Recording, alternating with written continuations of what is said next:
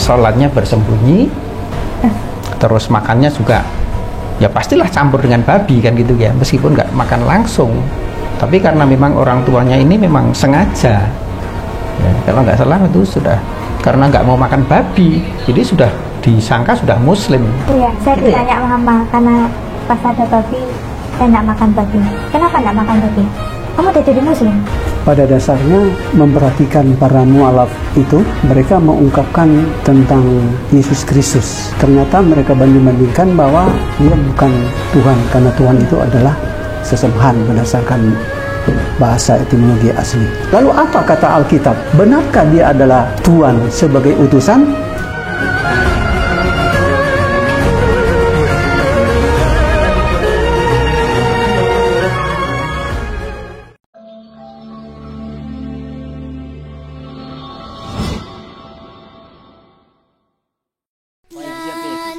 Gerakan kurban tidak biasa untuk mu'alaf di pedalaman. Mu'alaf Center Nasional Hagia Sophia Indonesia membuka peluang ladang amal berkurban dengan seluas-luasnya untuk sasaran mu'alaf miskin di pedalaman. Ada 3 nilai lebih yang akan Bapak Ibu dapatkan. 1. Kurban Anda tepat sasaran kepada yang benar-benar membutuhkan. 2. Mu'alaf di pedalaman sangat-sangat senang karena mereka jarang makan daging, lebih seringnya makan umbi-umbian. Bahkan mereka sering makan ulat sagu. Jangankan daging, beras saja mereka tidak mampu untuk beli. 3. Nama Anda akan kami cantumkan di dalam laporan video pelaksanaan kurban. Adapun sasaran wilayah yang akan menjadi tempat untuk pelaksanaan berkurban adalah Mu'alaf Pedalaman Simoy Laklak, Mu'alaf Bolang Mongondo, Mu'alaf Pedalaman Ue Malingku, wilayah garis pemurtadan Malang Selatan, dan lain-lain. Dengan ketentuan sebagai berikut.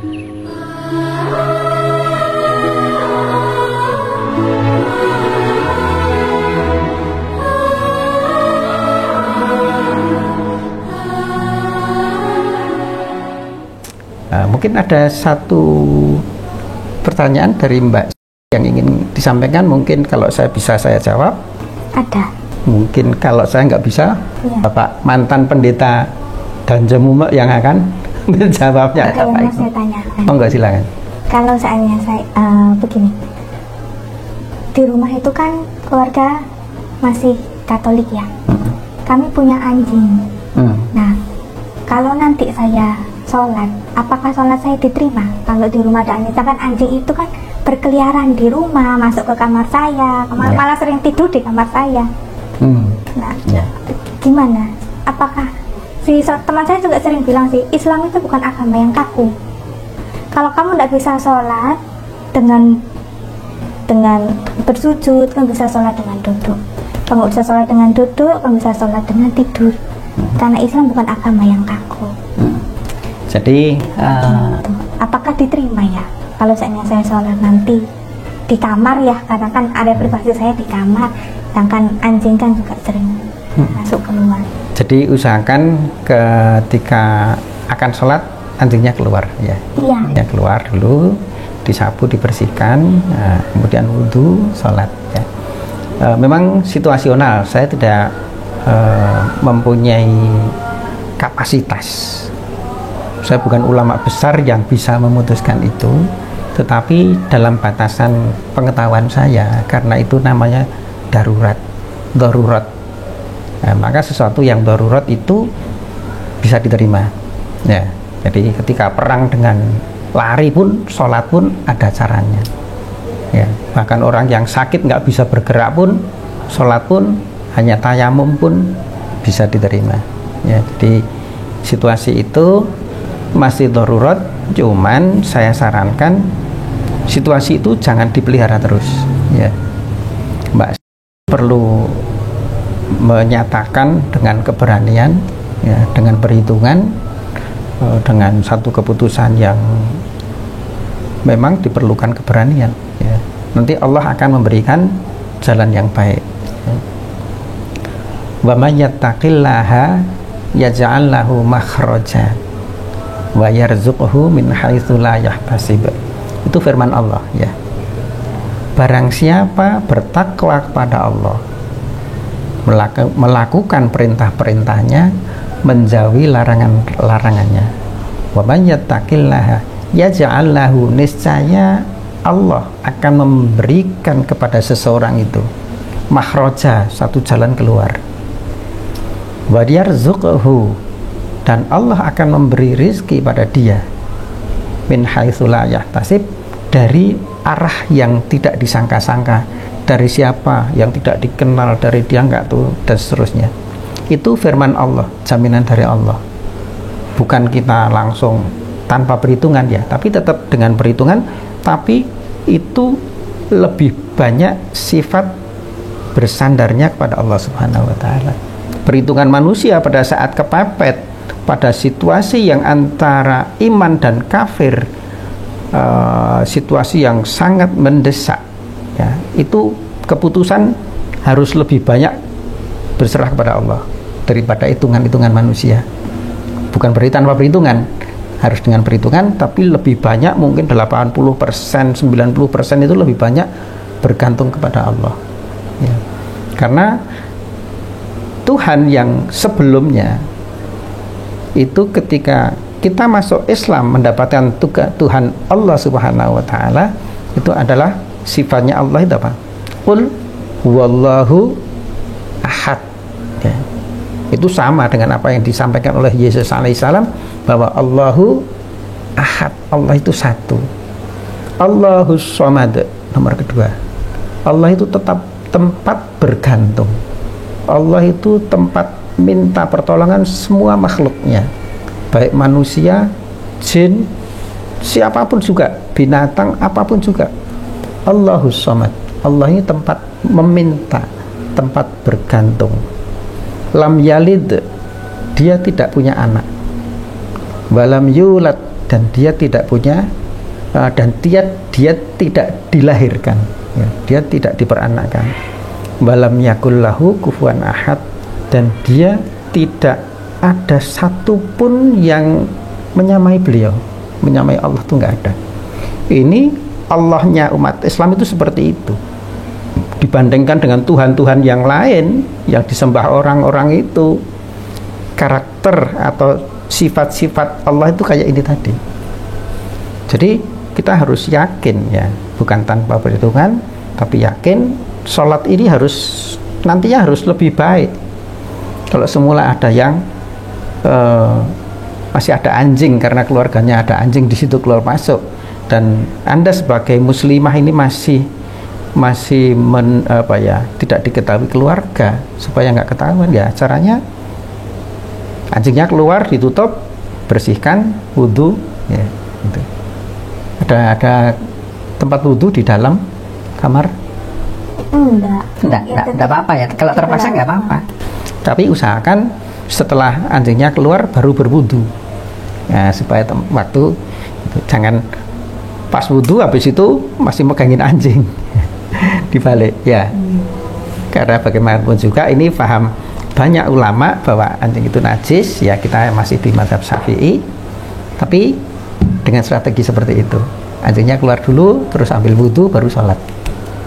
Habis wudhu jangan pegangan lagi gitu ya, kurang lebihnya begitu yang bisa saya jawab. Boleh menambahkan? Monggo. Boleh. Terkait anjing,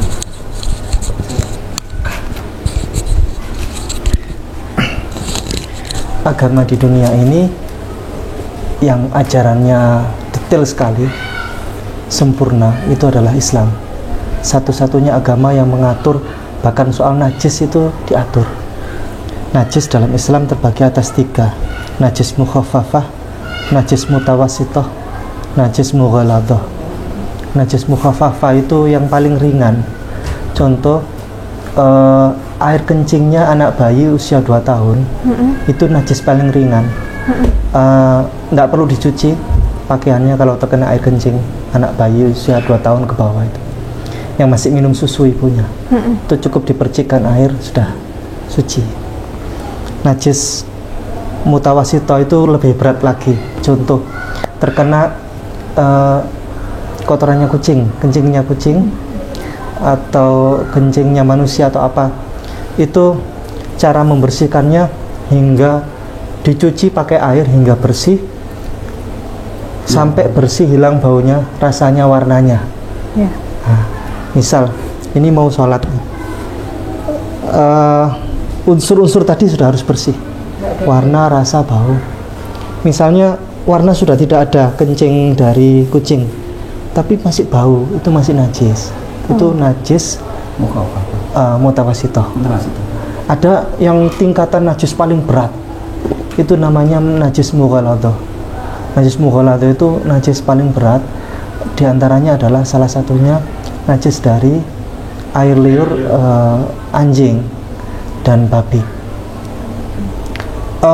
Jumhur ulama itu mayoritas, ya bahasanya itu jumhur ulama itu mayoritas ulama seluruh dunia itu jikalau terkena air liur dari babi, dari anjing, mohon maaf, maka harus mencucinya dengan 7 kali air. Dicuci dengan air 7 kali. Yang pertama itu dicampur pakai debu atau pasir. Yang kedua air lagi sampai ke-7. Atau debu sama pasirnya tadi yang terakhir juga boleh. Jadi pokoknya dicuci menggunakan air 7 kali, salah satunya dengan debu atau pasir. Itu dulu sekitar tahun 90-an ada ulama, ada ilmuwan dari Eropa, itu saya lupa dari negara mana, itu rame, viral dulu. Viralnya itu dulu lewat berita majalah dulu itu. Masuk Islam gara-gara dia meneliti, dia meyakini bahwa ini nggak perlu dicuci 7 kali kalau terkena air liur anjing, cukup pakai sabun. Mungkin Rasulullah itu belum mengenal sabun, kata dia. Pakai sabun dicuci sudah, nggak perlu 7 kali katanya, nggak perlu pakai pasir, debu. Ternyata sudah dicuci pakai sabun, dia teliti lagi, itu di riset pakai kamera Mikroskop ya? Mikroskop, masih ada. Masuk Islam dia. Nah, jadi nah ini lagi terkait anjing ini, Islam mengaturnya juga detail sekali. Namun ini terjadi, ada 2 pendapat. Dari Imam Syafi'i, ini yang paling hati-hati, Imam Syafi'i. Karena Imam Syafi'i itu ingin hati-hati. Kata beliau, anjing itu walaupun bulunya itu kering, itu kan bekas, khawatir dia habis jilat-jilat atau apa. Nah, itu Imam Syafi'i. Maka dari itu Indonesia ini lebih menganut Imam Syafi'i karena kehati-hatiannya tadi itu. Tapi boleh mana saja, yang sifatnya longgar boleh diikuti. Karena saya biasa kasih makan anjing, mandiin anjing, karena di rumah ya yang mulutnya juga saya bersihkan. Saya selalu bersihin karena apa ya, di rumah nggak ada yang care terhadap anjing, kayak kurang. Mau tak buang juga ya. Iya, ngomong diedit saja. Nggak lama gini aja. Saya pikir gini, ini kan urusannya kan masih tinggal di tempat mertua. Orang tua, Pak. Mas itu ya. Jadi saya pikir ini ada seorang mu'alafah gitu ya, yang masih tinggal dengan orang tuanya, tetapi orang tuanya masih Katolik ya, masih Katolik. Di rumahnya juga ada anjing yang keluar masuk kamar, dan mbak ini juga dengan putranya itu sering disuruh makan babi, gitu ya. Suruh makan babi. Ini kan sebenarnya sudah, kalau bisa ya harus kos di luar gitu dia, kos di luar. Saya nggak tahu seberapa berat, cari kos supaya apa? Ya supaya jelas keislaman ini harus berani, harus jelas. Nanti ini kita bisa sharing biaya kos berapa sih kalau di luar misalkan gitu ya. Di luar berapa sih kos itu? Kan ibu ini dengan putranya satu ya. Nah, ini kan saya pikir kos pun kalau tidak yang bagus nemen, kan kita mampu, umat Islam ini membantu seperti itu. Supaya apa? Supaya dalam menegakkan Islam itu lebih kafah, lebih total, tidak takut umat Islam terpaksa di situ ya harus bersihkan mulutnya anjing, bersihkan tempat makannya, mandiin, kemudian malah disuruh makan babi. Nah ini saya pikir harus ada satu solusi yang nanti Mbak bisa ceritakan supaya kami bisa membantu juga dengan semampu kami, supaya Anda bisa melaksanakan agama ini dengan benar, dengan baik. Nah nanti gitu, supaya jangan sembunyi-sembunyi lagi. Ini kan sholatnya bersembunyi nih. Iya. Sampai kapan?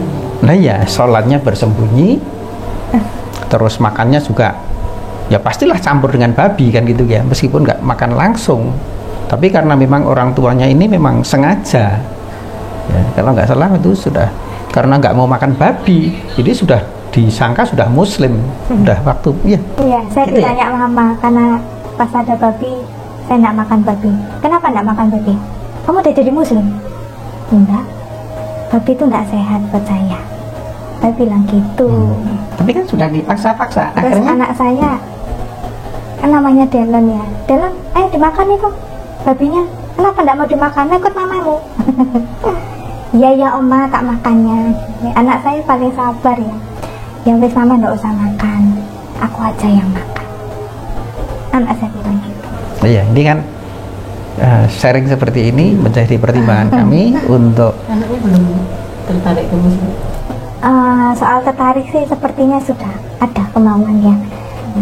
Saya cerita sama anak saya, adik, kalau mama masuk muslim gimana? Nggak apa-apa tak? Nggak apa-apa ma. Mau masuk muslim nggak apa-apa. Terus kemarin, adik mama mau syahadat, kamu ikut? Nggak dulu mah, nanti aja. Mama kapan kita pindah rumah? Dia sempat tanya. Mama nggak punya uang ya dek. Oh ya sudah, nanti aja ya ma. Dia bilang gitu. Terus banyak hal juga, keluarga kan nggak suka kalau anak saya tak masukkan negeri kan, karena menurut mereka negeri itu karena banyak orang muslimnya, nanti anakku pasti katut gitu ya. Artinya loh, aku kan nggak ada duit, kalau aku nggak masuk negeri, biaya sekolah itu mahal di Katolik. Akhirnya anakku harus masuk negeri, gimana caranya? Pasti masuk negeri. Terus ternyata benar, anak saya masuk negeri jalur zonasi. Nah pas di pelajaran agama, anak saya sempat bilang sama saya, mah kok di agama yang di sekolahan kok ngomongnya terlalu tinggi ya? Maksudnya apa dek? Ya ajaran gurunya agama loh mah, kalau ngomong kok terlalu muluk, terlalu tinggi. Guru agama Katolik Agama kan kalau guru agama Islam. Kristen kayaknya, karena kan di negeri kan Kristen Katolik jadiin satu. Kok ngomongnya terlalu muluk-muluk, terlalu tinggi. Ya, ya guru agama Guru Kristennya. agama Kristen. Oke. Terus saya bilang, ya begitu dek. Kenapa ya mama? Ya saya kasih contoh aja ya dek. Kalau orang Kristen kan percaya ketika kita mati pasti masuk surga. Misalnya ya dek, mama hari ini bunuh orang nih ya, terus besok mama mati, kira-kira mama masuk surga enggak dek? Mama hari ini sudah bunuh orang. Ya enggak bisa ma. Nah kenapa kok orang Kristen bilang setelah mati bisa masuk surga? Saya bilang gitu. Lah itu loh ma, aku kok gimana ya ma? Dia bilang gitu. Ya udah mama enggak mau apa ya, ngocok-ngocok kamu, mama enggak mau maksa kamu, karena agama itu kan pilihan. Mama yakin sama Islam, mama tak masuk Islam. Urusan kamu nanti ya terserah kamu dik.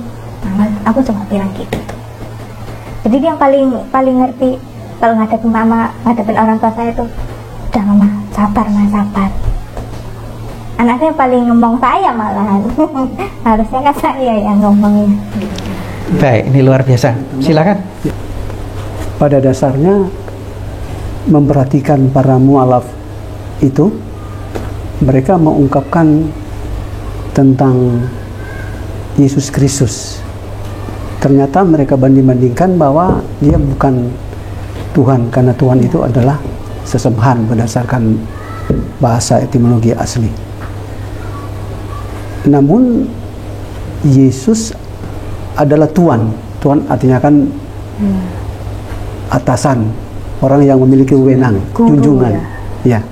Master ya. Lalu berdasarkan pada Yohanes 13 ayat 13. Kamu menyebut aku guru dan Tuhan. Betul katamu itu.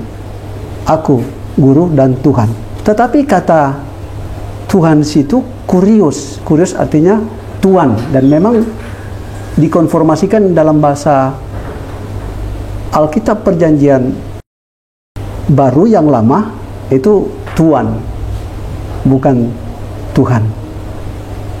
Lalu apa kata Alkitab? Benarkah dia adalah Tuhan sebagai utusan? Nah, Yesaya pasal 43 ayat 10 dan 11, ya, ayat 10-nya bagian B. Sebelum aku tidak ada, Allah dibentuk. Dan sesudah aku tidak ada lagi, berarti tidak ada Allah selain Allah Sang Pencipta.